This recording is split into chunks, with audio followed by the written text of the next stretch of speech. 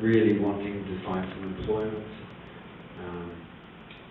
So we got an inside deal on some English teaching that fell through. So we're living in a one-room hotel room with about 30 mosquitoes that we just could not kill. And what we had is an electrified tennis racket and with a little torch on the end of it, and I would literally guard my partner's body as a bait.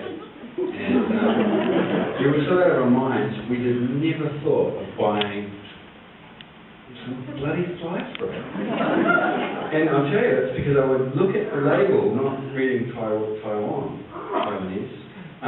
and they would never have a little logo that said, kills mosquitoes. They would have all the other insects, but not mosquitoes, so I never bought it. I was out of my mind with stress and pressure.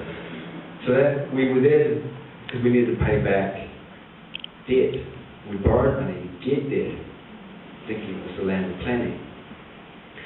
The Americans had beat us to it there because they had their economic collapse. So all their graduates are there and they wanted American accents. So New Zealanders were out of luck, though I have a slight ring to I have a little bit of an American accent. I am American actually. Been here 35 years though. Got a master's in fine arts, taught at university for 5 years.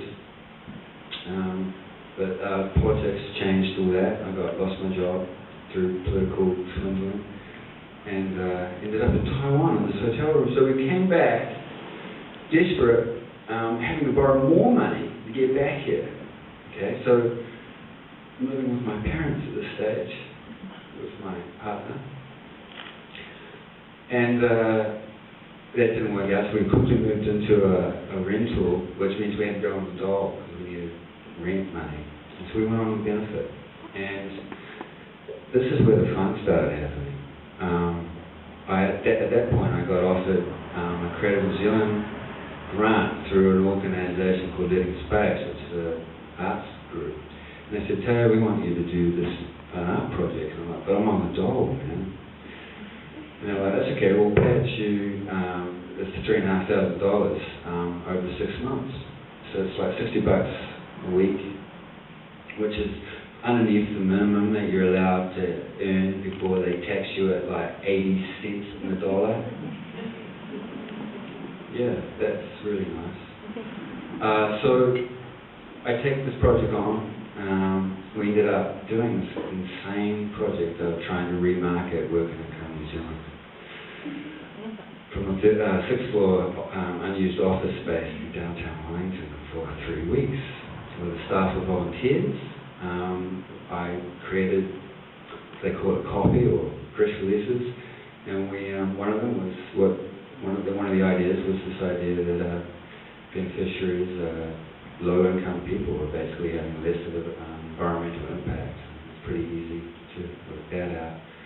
But I said much more full-on things than that. My favourite was if you force a person to get a job, then a job is a punishment, and society is a prison. Who wants to contribute to a giant prison? Not me. So I was promoting the idea that the whole idea of benefit should be something that anyone can take at any time, and you get to choose how you contribute to society. Of course, the question immediately comes up, well, what about those ugly jobs that nobody wants to do? And I say, well, they aren't ugly jobs if you choose to do them. It's the pressure that's put on, the societal judgment that those jobs are unworthy, that this job is bad, this job, the one that you have to be a psychopath to do.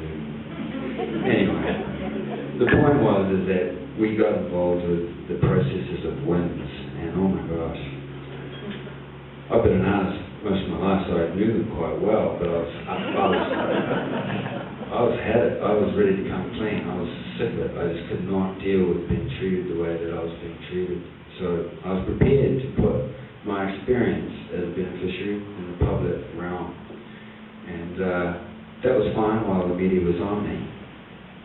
And then as soon as it left, for various reasons, I did hang in there for 3 weeks. It was pretty good. Channel 1, Channel 1 Prime News, various blogs, they really laid into us. Both, they attacked me, and then, of course, anything that I do, my partner supposedly is legally also entitled to the same treatment. That seems a bit random to me. But yeah, we were basically abused by a ministry that, gosh, I'll wrap this up in 30 seconds. Imagine being taken to a small room by the manager of the W.I.N.Z office in Plymouth after 21 successive meetings, 4 hours each, every day for a month. This is after the media had gone. And being told, normally in cases like yours, we side with the law that says we trust that you're doing the right thing. But in your case, we're going to make an exception. It wrecked me. But I'm recovering.